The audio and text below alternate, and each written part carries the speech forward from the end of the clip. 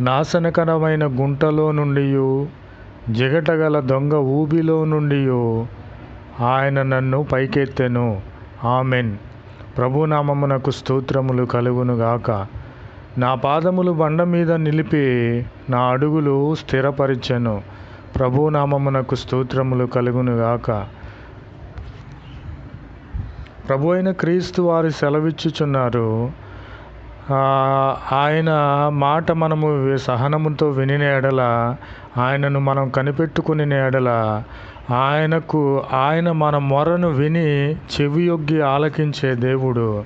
నాశనకరమైన గుంటలో నుండి మనలను తప్పించే దేవుడు. జిగటగల దొంగ ఊబిలో నుండి, దొంగల నుండి, దుష్టత్వము నుండి విడిపించే దేవుడు. మనలను పైకి లేవనెత్తే దేవుడు. బండ మీద మన కాళ్లను నిలిపి మన అడుగులు స్థిరపరిచే దేవుడు. ఆయన మాత్రం